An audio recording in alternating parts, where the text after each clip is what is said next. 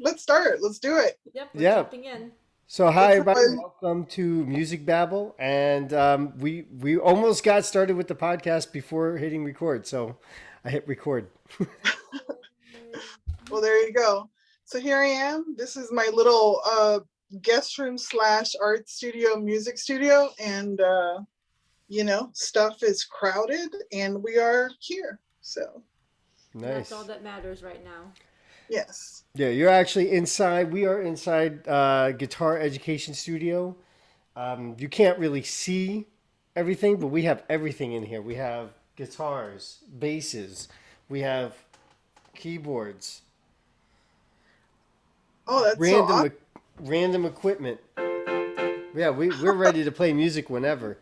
So there's a mandolin over here somewhere too. We are surrounded. That sounds like a lot of fun. I wish I had all my stuff in one area, but drums don't fit in here. And I have my drum pad, and the keyboard is out in the living room, and that's my hubby. So, you know, we're a little scattered. The rest of my guitars are displayed in the living room because there's more room, but you know. Cool. So you're all set up to teach and record and create. That's right. All that That's jazz. so cool. I wanted to ask you, you play numerous instruments. I know you do drums, guitar. Was there Mm-hmm. something else? I know you sing. I'm a singer songwriter. I do some piano, mostly improvisational, works. Hmm. And I've been doing that for years. And, some basic chordage knowledge and stuff like that on the keyboard. But I do use keyboard a lot in order to create digital music, which I do. Hmm. I create stuff on GarageBand and super basic stuff, but I do have a little album of 5 pieces called The Milk. Hmm. It's out on like Reverb Nation or something like that. I can put it out other places, but I just haven't found like a good source Sure. of music distribution so far that doesn't require more things, like payment upfront and all that jazz. Yeah, yeah, So yeah. So Well, what? I actually use DistroKid, but you do have to pay for the year. But then you can put up a single, or you can put up a whole album, and then that'll get distributed through Spotify and stuff like that. oh, that's so cool. Very cool. All Yeah, but right. it's very cheap for the whole year. It's like $20 for the I year. was gonna ask. Yeah, it's something like that. But that's like for like a basic membership. Then you can only put it up as like one artist. Like I tried to do one as a separate artist, and it wouldn't let me, and it Mhm. wanted me to upgrade. So I was like, oh no, okay. And I'm not getting any kickbacks from them, so I'm just saying how it is. They're not paying Yeah. me to say this. Well, they're going to sponsor you now. I'm probably going to join because that sounds like a really good deal. So basically, you're saying like if you're an artist, and because I have done work with bands, but I do also solo work. So if I just upload one of those types of works, it'll be $20 a year, Right. basically. Okay. Yeah, and then it's put on different streaming services. I think Spotify, Apple, and probably a couple other places, which I wouldn't think of off the top of my head. Those are the only things I know of. Mhm. But it gets put on other ones. There's a list. Yeah, that's really good. That's really cool. I'll check it out. So I'm sure you'll link it for the listeners and viewers of the podcast so that they can check it out too. Yeah, yeah. I'll put a link in. If you're watching this on YouTube, I'll put a link, and if you're listening to this on a podcast, just check out DistroKid and DistroKid. Throw me a bone. All right. Yeah, sponsor this man. So yeah, so basically that's really cool, and that's what I do. I've been doing it for years. I performed in Los Angeles like so many years, just doing gig after gig, like maybe Hmm. 3 to 5 gigs a week, and just getting the feel for playing live. So, question: like, when did you get started? Like, just learning music, getting into the whole process of that. So I started, funny enough, when I was like 19, and I was freshly and painfully divorced. from my first husband, which was a tragedy and a mistake from the beginning. But I was like, I wanted to play drums, and they had this little brother band that I wanted to join, and they were like, "No, you're a girl, you can't join, and you don't know how to play instruments." And I was very hurt by that. So what I did was like, once he moved out and stuff, I said, I'm gonna learn guitar. I'm gonna teach myself guitar, and I'm going to learn it really fast. And I taught myself guitar within probably 6 months. I was composing my own music and playing and gigging. Nice. Wow. So I started the super simple method to tell somebody to start is start with 2 to 3 chords, learn them by heart, learn them back and forth, learn the switches back and forth, and then just start practicing those. That's really all I did. And then I basically cleared up all the terminology that was required for me to clear up in order to understand the symbols of, the different music writings and whatnot. So Oh, you talk about like actual sheet music. like chord music, I know how to read a little bit of sheet music from elementary school and high school when I took piano, but that's so vague and so forgotten. Oh, okay. Okay. Yeah. All right. Yeah. Well, I mean, I teach it. I literally teach people how to read sheet music, and Oh, I you have. do? Oh yeah, yeah, yeah. I have a whole because I teach piano. So with piano students, I'll go through some stuff with them. I'll have Hmm. there's like a introduction that I do to get them playing, Hmm. and then from that, then I go, okay, now let's start learning how to read music. And then I start incorporating how to read music. So they can already play by the time they get into that point of learning how to read the sheet music. So when they Hmm. start looking at notes and they're going, they go, oh, that's this song. Oh, and they can see, they go, oh, okay. And then we start doing like songs that they don't like, maybe not necessarily know how to play, but songs that they know and see how they put it together. I think that's a great way. So you're basically giving them the practical experience first so that they have that knowledge. And Right. then you're teaching them the technology of reading music, which is super cool. Yeah, yeah, yeah. It's interesting because there's a whole process I do before they even learn music, so they can get like a visual concept of rhythm and stuff like that. So with that, these like special charts, it gives them that visual aid that they would need in order to conceptualize or get a concept of how long each sound lasts, and stuff like that. Mhm. Where it would be higher and lower and stuff like that. So it makes it very simple. So once we go into that, they just go, "Oh, this symbol is this thing that I already understand. I get it." That is so cool. So Yeah. I could literally come to you and just like get a whole review of everything I know. And then maybe just, gain a better knowledge of how to play and how to pick up things because I do, accompany people and I do play other people's music, not just original. And, because sometimes people will think you're a jukebox when you're a musician and they Oh just yeah. want you to, pop off that one song that they liked. And you're like, let me look at the notes, see if I can do that. Okay. So what So are 3 songs that you always get requested to play? okay, really weirdly in the beginning, I got asked to play Latin music and Ricky Martin. And I was like, what? Why? No, I do not know that. That's I don't that's That's so I always get Freebird, uh-huh. Stairway to Heaven, and Brown Eyed Girl. Oh, yes. Don't know Freebird, do know Stairway to Heaven.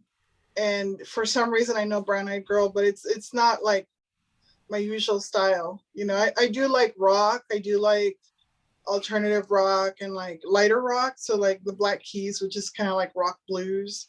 So I know several of their songs. Some Kings of Leon, Coldplay, things like that. So, but those are kind of like what I like to play. And also I know I play original neo flamenco music. Wow. And, ooh. that's more of creation, personal creations and not someone else's. All right. So, So I know you got your guitar there. Yeah. Can you give us a little sample of some of that original flamenco music? I sure can. Interestingly enough, I was going to talk about how it's so important to be prepared as a musician, and I didn't get a chance to prepare. Look at that. See? I I'm had always like so many things to do. Go ahead. so Sorry. so kids, listen, this is an important lesson. Always be prepared. You have your Always. always if you're going to have your instrument with you, make sure that you know more than just like, those two chords or that one scale. Absolutely. And practice does make perfect. There is no doubt about it. I've shown up to gigs regretfully without practice and regretted it as they were fully recorded and televised. And I've shown up to gigs well rehearsed and had a good time. So let me just sure, I can definitely. Do you want to take a break or do you want me to? No, we'll keep going. Yeah, yeah, we had baby interruption. That's all right. Yeah, beautiful baby in the background. Okay, so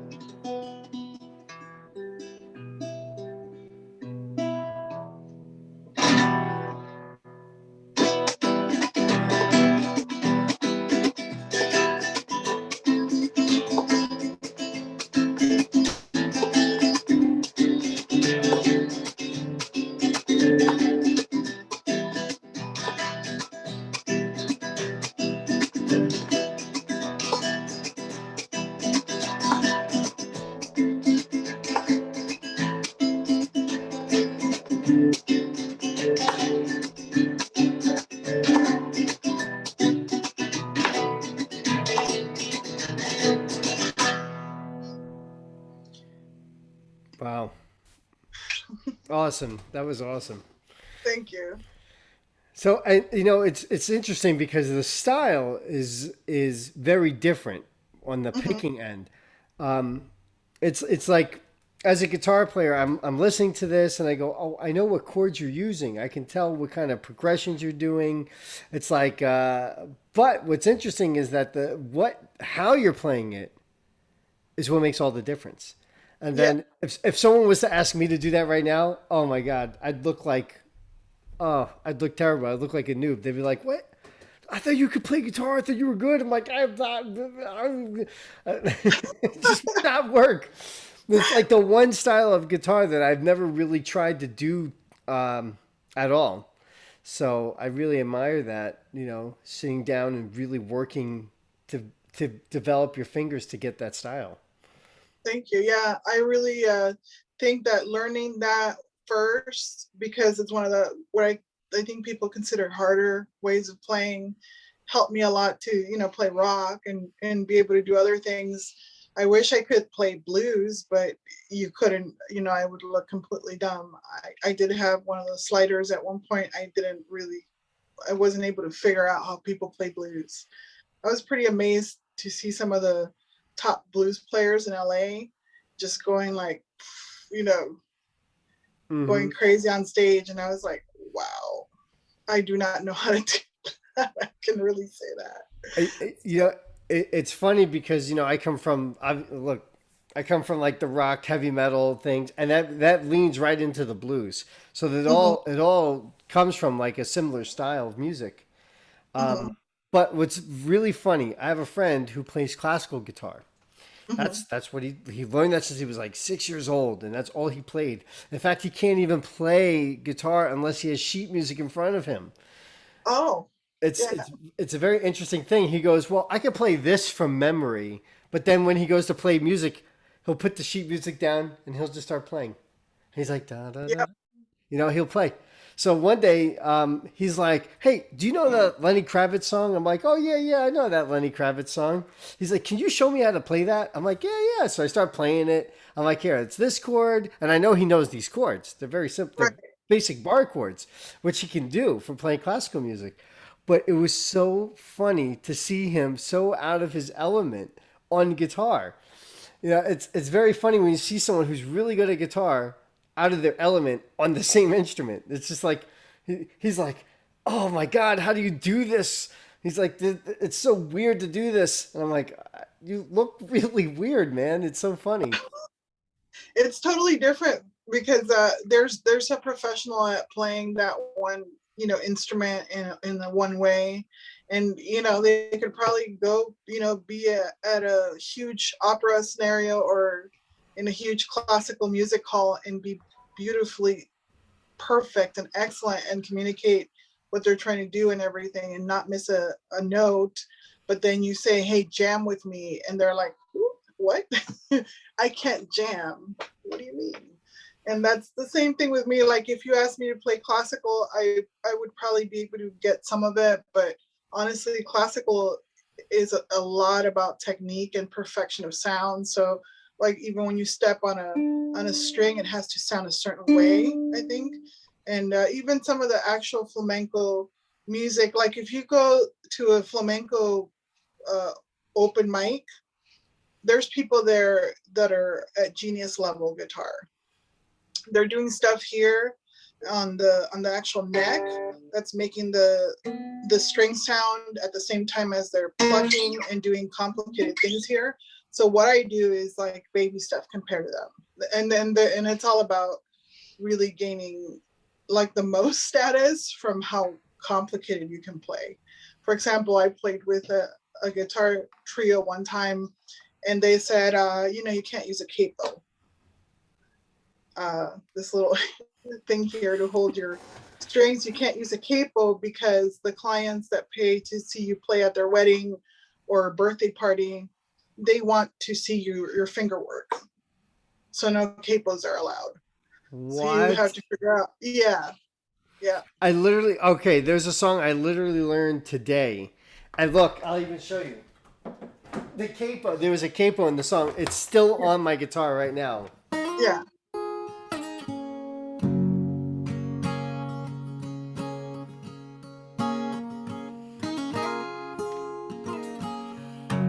Uh,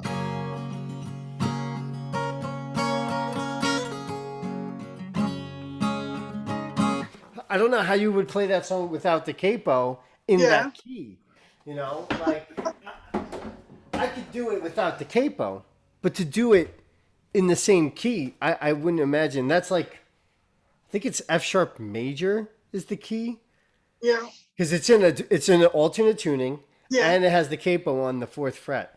So So yeah, I guess they expect like some kind of like, like really extremely complex stuff that I was like, I don't know if I want to play 3 hours in the cold of Laurel Canyon just in the middle of winter and like try to figure out how to play without a capo. Because even like I used to do, half-hour concerts, 1 hour concerts, 3 hour concerts on this type of music, or even if it's a mixed music scenario where I'm playing some Latin, some flamenco, some just soft rock, and some, you know, different world music styles, my fingers would be gone.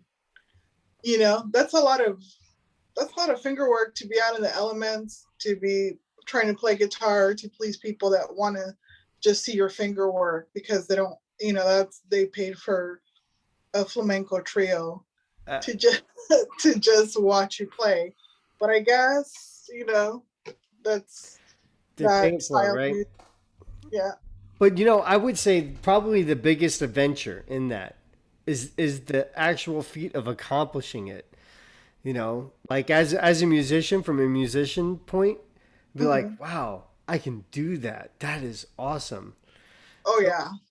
That's cool. And I don't know if maybe those people are musicians or not, but that's pretty high standard to ask for Yeah, performance. that's a whole different level. Like I said, it's like I've been to variety shows where it was all flamenco players, and I was sort of the baby. First of all, it's a lot of males, a lot of males, a lot of super skilled people. So like the fact that I can uh, play flamenco is kind of like a rare thing, and I was very happy to be included in such a show. Hmm. And I was very happy to be able to participate with these people that literally don't just play here, but also play here. When they're strumming, you see like 30 different things going on at the same time. So you're like, whoa. So, Yeah, like I said, it's a style I've never really like. I've kind of dabbled in it, but that's mhm. it. Like I would just kind of go bling bling bling bling, And I think it's what does it start with the pinky? You start with the pinky when you do. Yeah, it's Yeah. Yeah. and But yeah, I haven't really developed the muscle strength to really do it. Look at this. You see my coordination's all off too. You're like, oh God, you're a mess. so I heard this one story about this famous flamenco guitar player, um, Paco de Lucia, and he is famous. I don't even know if he's Spaniard or if he's Italian or something else, but apparently he like slept with the guitar next to him and woke up with it. And like as soon as he woke up, he was like, you know. And one thing that I noticed about this album, probably like also complicated, like heavy metal type stuff, because I know it requires quite a bit of actual lead guitar work, and you have to really know how to work the fingers on that. Mm-hmm. Um, Practice is essential. Keeping the muscles, going is super essential to, getting that exactly the way you want it. But I was surprised to hear it like, okay, so the guy literally wakes up and he has the guitar and he's already practicing. I don't know if I could do that, with life and everything, but I wish I could. Yeah, that would be if, I, nice. if I I, was making, I guess, a living at guitar playing solely, then that would be no problem. yeah, that would So, be a pretty good excuse. It's like, yeah. it's like, hey, listen, I gotta wake up. Like I can't imagine if I slept next to my guitar. And my wife be like, she's like, what are you doing? I'm like, it's that's my job. It's 24/7. Plus we have kids. So that Yeah. it'll get broken because they Yeah. climb into the bed. They'll be like, what is this? We're trying to have kids. So I'm like, okay, so guitars are high up and we're about to move. So they have to be high up again when we move, and just, give the kids space at the lower part of the house, hopefully soon, to roam and not like smash my guitars, because that's happened to me before when I, lived with my family. My siblings were growing up. So, art and, instruments was like fair game. It's like poking the art, destroying things, stomping on the guitar, whatever pleased them at the time. So, I gotta say, my kids are pretty good with the instruments. They'll come in here and they'll play around with them, but they don't get too rough with them. They really just enjoy it because they're playing music, even though they'll be mashing on the keyboard or just hitting the guitar strings, but they yeah, enjoy it. All right. that's great. Have you bought them like kid-sized instruments and started Oh, teaching them? Or? oh yeah. Well, yes, teaching, right? Teaching. Right. When it comes to my kids, apparently, there's like, no, no, no, you don't know better. You don't know enough to teach me, daddy. But other people's kids, no problem. Right.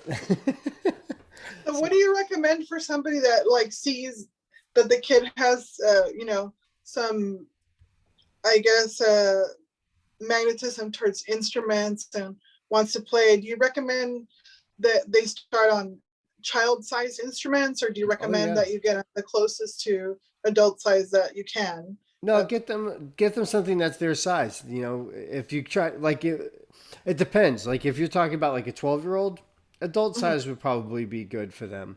depending on the size of the 12-year-old. But if we're talking like 6 years old, get them a children's size thing, like we're talking 5, 6 years old. Like my daughter she actually has two guitars. Okay. They're both perfect size for her. Right. In fact, this is one of them right here. Like this is like a child size guitar. Right. Oh, Yeah. I know. It's pretty cool, right? yeah, I love it. So yeah, it's pretty cool. I have two of these actually. So I also rent out instruments and stuff like that. So bunch of I have a bunch of kid guitars that I rent out, and then yeah, then we have some for sale, but that's a different story. All right, Yeah, big question for you. yeah. All right, first time doing a live performance, how did you feel on stage? Okay, so I was terrified, honestly, because I'm naturally shy and I have to kind of burst out my personality in order to be on stage. But in terms of my technique, I think I had it pretty well put together. At least I thought I did at the time, 6 months in. So I was confident in what I was doing. But in terms of my presence and being there, I was super nervous, super excited, but I'm sure super red and sweating. So that is, and that was like at an open mic or something like that. In LA, I don't know how it is in New York and New Jersey, but in LA, there was like so many open mics you could go to. Just like everybody from every day of the week had a different open mic opening around. So that it was a good amount of practice to have for several years to just gig the live scene.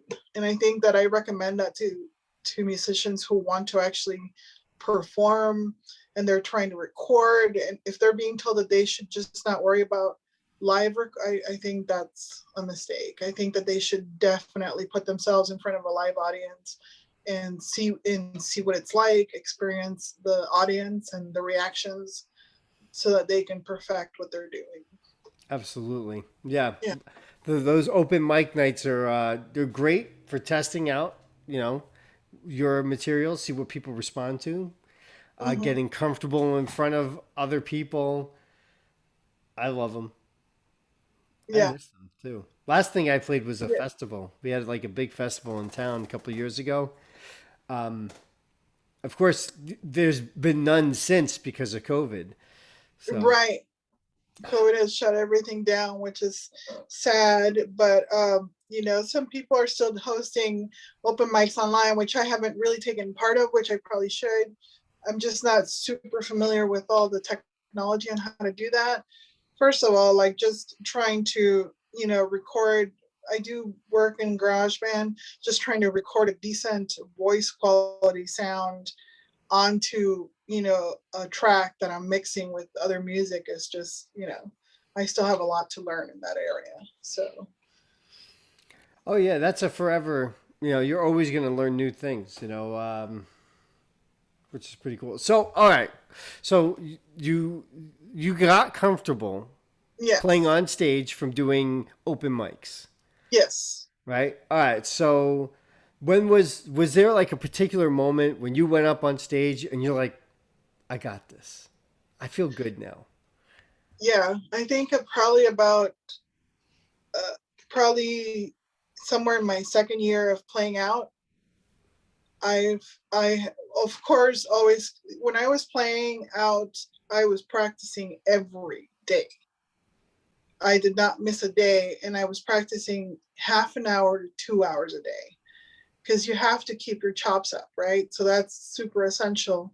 In but there was one time where I was performing at this one coffee shop, and it was actually not an open mic. It was like one of the how they have open mics and they have like uh, main event type shows throughout coffee Hmm. shops, bars, and whatnot. So I actually had booked my own main event, which was a 3 hour concert. And Wow. I could say that I felt super comfortable. Like the stage became my home. and I felt super aware of the audience and super into what I was doing. I think that that's really what counts the most, is when you're super enjoying your what your performance is, and you know what you're doing, and you're just in the moment, and the audience really responded well. And big applause, big requests for CDs and things like that. Unfortunately, at that time I didn't have anything of the sort, but it was a Up. great year. See, that's a lesson right there. That's a lesson to be learned. See, Yes. yeah, always be prepared. You never know. Always. Excellent. Yeah, be prepared, have something, so some kind of social media, some kind of way. I guess now CDs are totally, or pretty obsolete, but definitely downloadable content so that people can get your music somewhere. Yeah. Well, my first real band, this was back in the '90s. Okay, so this was a long time ago. We actually had a website though, and Yeah. it was one of those listen.to websites, like those free websites that you could just make and put up. And but we did something clever. What we did was, and this took us all night, by the way, to set this up. But the night Mhm. before our show, because we didn't have a recording yet, this is before our album got released, so we didn't have anything. But we would promote that our album was coming out, so to go buy it. Yeah. And what we did was we got those little, those like little tiny, chocolates and stuff that they give out for Halloween. Those Yeah. like 5 cent candies. What we did was we wrapped each one of those individually with a band picture, like a logo, and the website, which was Wow. listen.to/chaotic neutral. Um, yeah, What was the name of the band? chaotic neutral.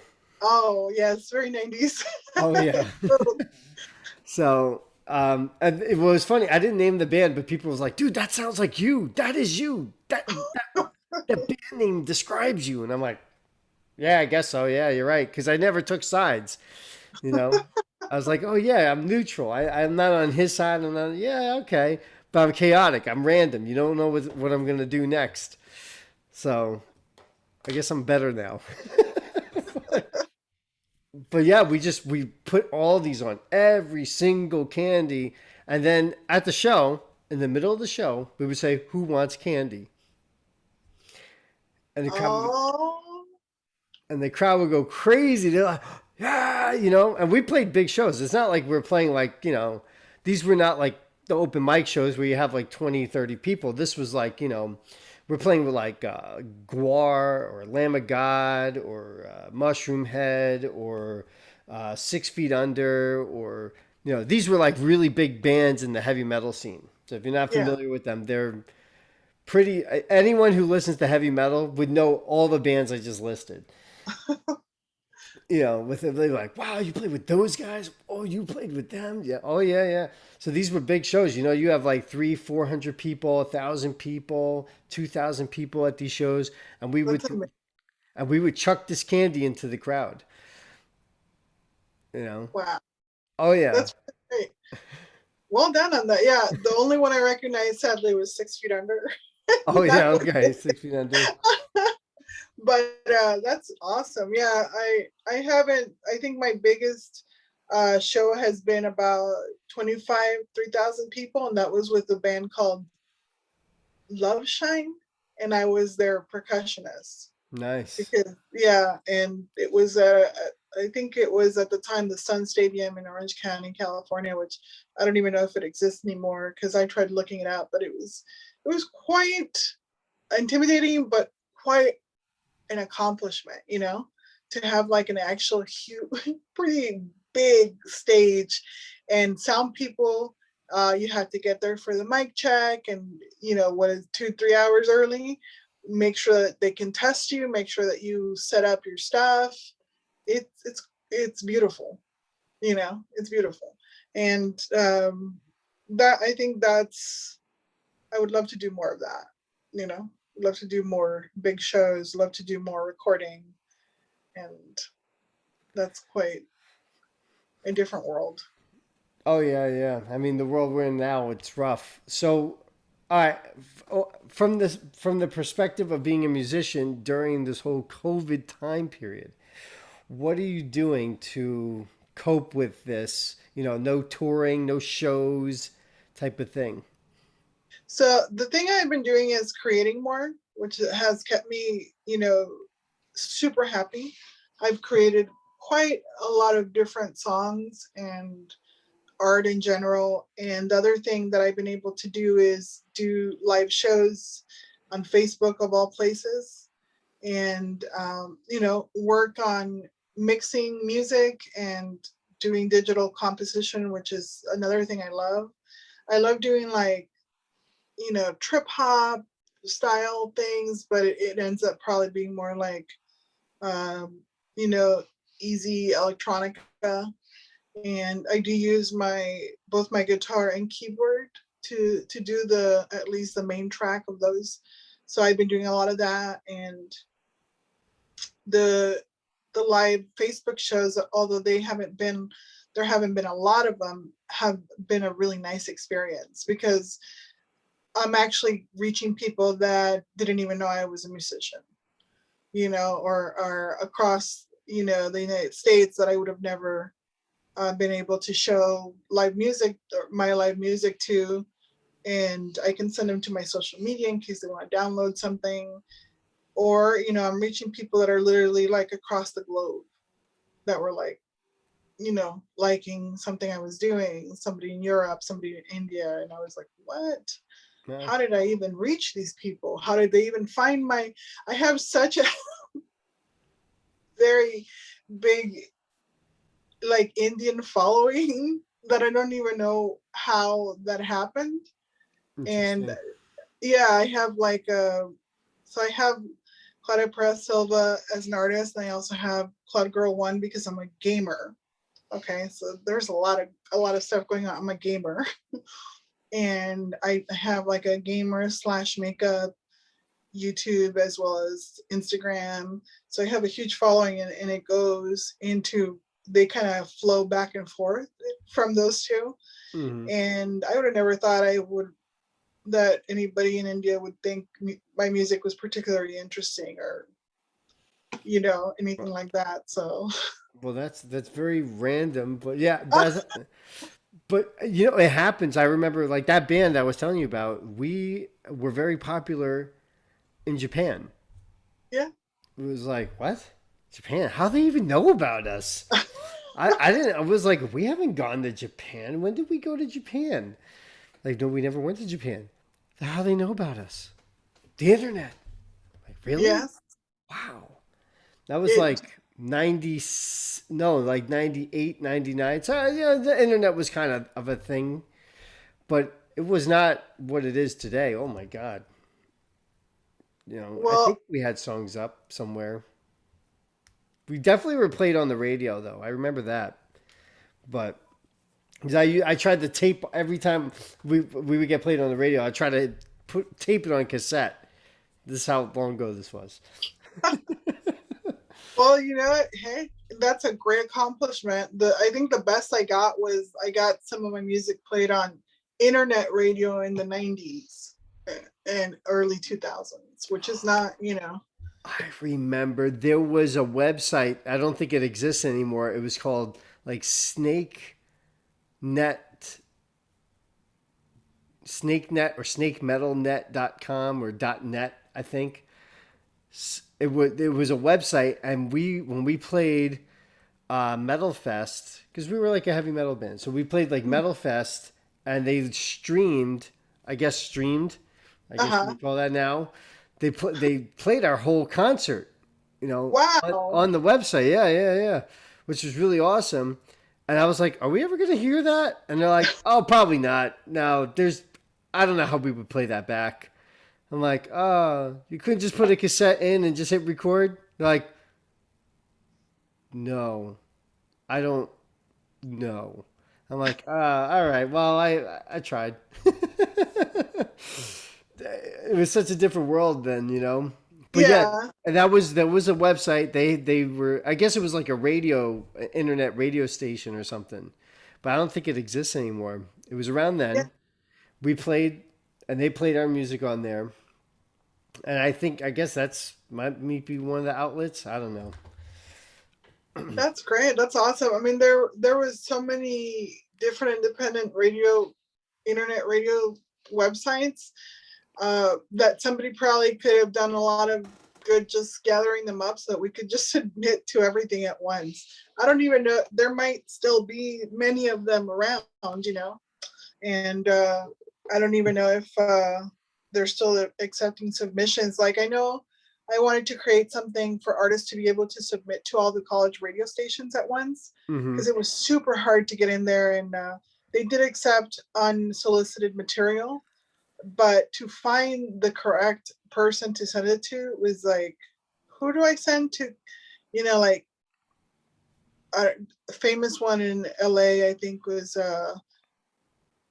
KPFK, NPR, college radio from like the University of Southern California. It was like huge alternative scene. Like anybody who became anybody in the alt scene was at one point on their show, Right. have their music displayed on their show. So really cool opportunity there. And hopefully somebody is working on doing a quick submission type thing where everything is sent to all places at once now in present time. So, all right, question. In regards to your music, what is there like I don't know, what would you say? Like maybe one overall concept that kind of covers over like the music that you've been writing? I guess it really is more love related than anything else. Love lost, love found, and once in a while I do throw in a social commentary song because that's how I started. Or I'm also a poet, so like politically outspoken or socially outspoken, or even like regarding spirituality. So, but most of my recent songs have been about love, and I guess the majority of themes have been love, love related, Okay, love lost, love found. So, nice. yeah. Nice. All right. So, for anyone who's listening on, if you're watching this on YouTube, we're gonna have links for her music. You can check it out below. All right. So that way you can hear some of her stuff. Yay! Yeah. All right. So I don't. I guess my co-host, hi, is not returning. Is she returning now? No, I Or don't think she's. returning? I don't think she's returning. I'm heartbroken. She Oh no. ditched me. That's all right because she's doing important work out there. Yes. Yeah. So yeah, we got baby attack. Baby attack. Absolutely. One of the things I love about being a musician is that you can still continue to do your things, whether she has to take care of the baby, for a bit. She's still gonna be able to go back to it, and it's people are forgiving of that. It's not a big deal. I saw one of my favorite things was one time I saw a jazz show, and the singer slash bassist was like 9 months pregnant up on Wow. stage. I was like, I could do this. I could, even drums, I could be doing this. I could be doing this, Yeah. so it's very exciting. So, Yeah, it's funny because someone asked me. They said, "Well, they're talking to me about my plans about retiring." I'm like, "Retiring? What? I'm not even close to the age where we would be talking about that." I'm like, I'm not like 60 something years old. They're like, no, no, but you go on and think about that. I'm like, why would I ever retire? Like, when you get too tired to do your work. I'm like, I literally play music for a living. I could do that until the day I die. I could be yeah, 110 years old and play music. They're like, well, all right, well, all right, all right, all right. I'm talking to the wrong person. For the love of music, anything is possible, honestly. And like, for your children are more of a, I'd say, of a reason to do awesome, right? So I'm assuming, because I'm not a parent yet, but I want to be. We're trying, so I'm assuming that they just give you that like strength to go out and do more, you Yeah. know, to Yeah. Good secure. luck. Good luck with that. But yeah, no, like my kids, they love it. They love the music. They want to, they definitely are interested in playing music, listening to music. So I don't think that's an uncommon trait with children. So when Yeah, you'll have some kids, you'll see they'll just gravitate towards the instruments. You'll get scared because it's scary when you see little ones try to grab these instruments. You're like, oh God, oh no, oh no, no. Let me help you with that, little guy. Do you know how much this thing is?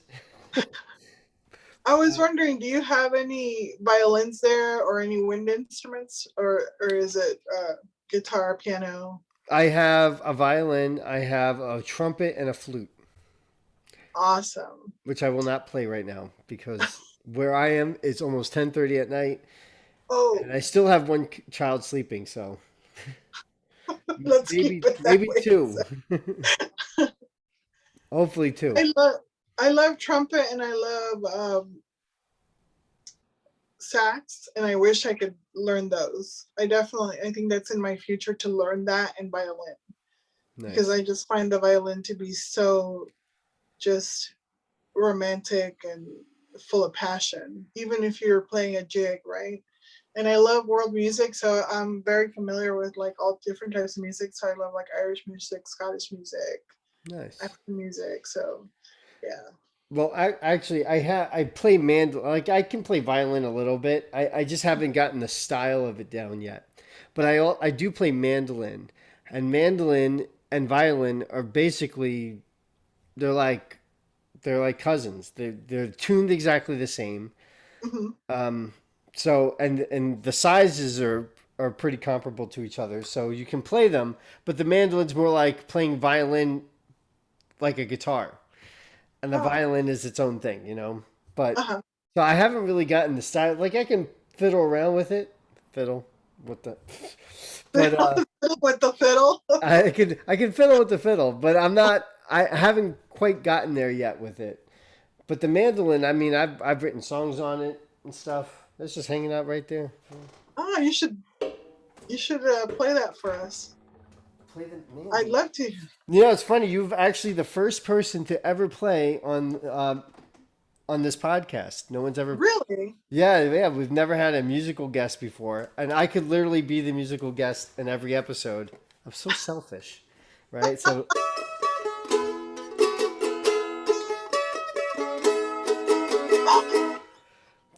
I I think love it.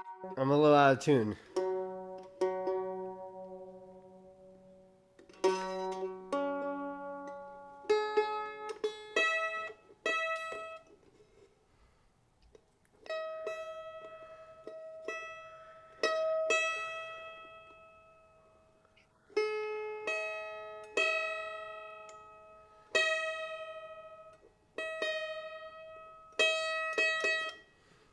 And I won't edit that out either because I'm too lazy.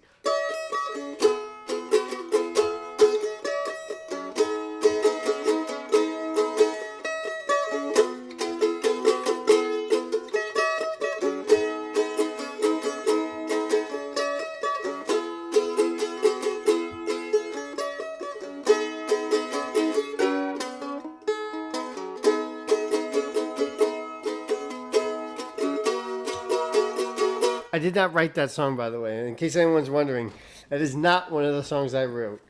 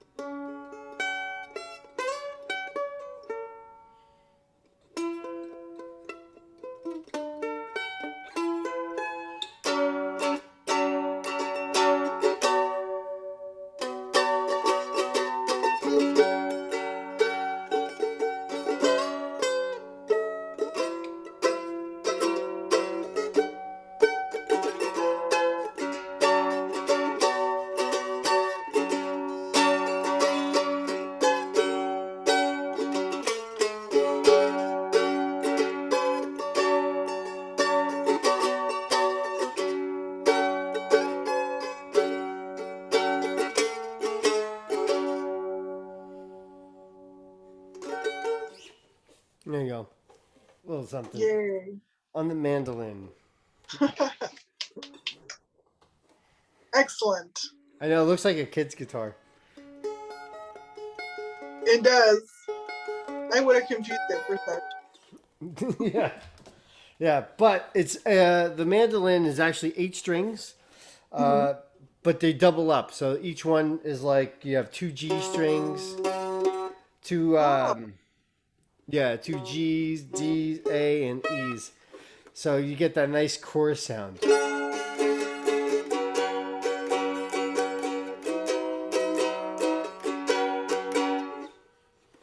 that's great. Oh yeah, pretty cool. So it kind of acts like a 12-string guitar, I guess, Yeah. which I also have, of course. Got it. Which, Of course you do. which is right there, by the way, next to the mandolin. So you gotta start doing that. Music performances.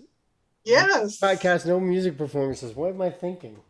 This is ridiculous. It's absolutely vital. How can you not like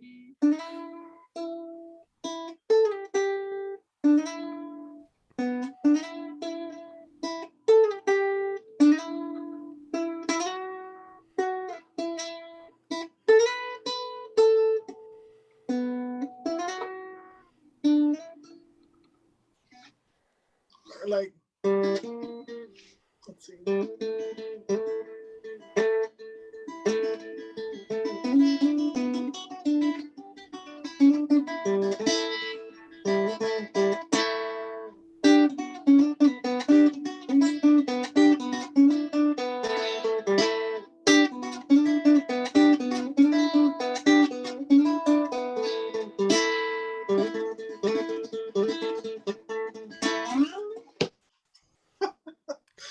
All right, I will show you one thing. All right, this Okay. is unique. I guess some of the listeners might find this unique. This Yes. is a tenor guitar. So it's tuned similarly to like a viola, like the way a viola would be tuned, or and this one's out of tune as well, Oh, of course. Oh, that one. There you go.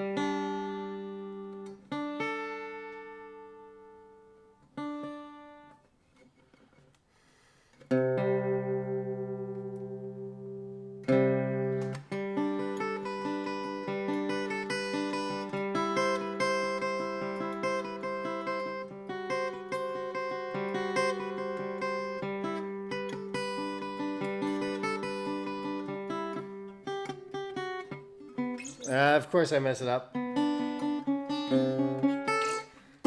I love that. That's a famous piece, right? Yeah, that's the cello suite by Bach. Ah, Yeah. that's gorgeous.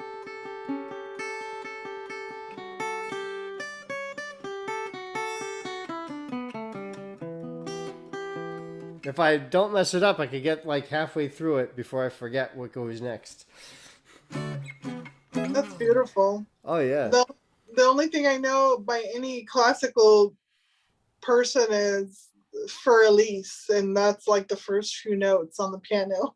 Oh no, I can play It's the whole. I can play most of it on guitar. There's just like those really crazy. Yeah. There's just like some of those crazy parts that they play on the piano, like the. I haven't figured that part out on the guitar yet. I'll figure it out. there you go. But that's unfortunately the only guitar that I have in standard tuning right now is my 12 string. So Oh, I'll save that for another time and do that. absolutely. Well, it certainly has been fun, and I'm surprised I'm the only one that has ever played. I mean, I think definitely, you could have a blast like jamming out even. I don't Oh know how yeah. good this format is for like people hearing the music that they're listening to, but you know, Well, we'll see. People can comment about that. If you're welcome to comment, like what you thought of the music, how good it sounds in this format. Because technically, it's a podcast about music, so I guess yeah, we should have some music on here. excellent. All Yes. right. Well, thanks for coming on. All right, and everybody, thanks for listening. Make sure you like and subscribe, and you know, check out the other episodes that we have up. All right, you can find us on Spotify, iTunes, and of course YouTube. Excellent. Yes, thank you so much for inviting me. It's been quite a pleasure, and I'm sorry that your co-host had to go take care of business, but do give her my love. Will do. I enjoyed seeing her for a few minutes with her beautiful face on the She, screen. she was definitely very excited to see you. So yeah. So you guys are gonna have to have a nice conversation on Facebook or something, on Messenger or something Yes. coming up. But Okay, well, thanks for coming on, and we'll talk soon. yeah, thanks for the invite, and good night, everybody, and good night. Good night. All right. All right. Bye.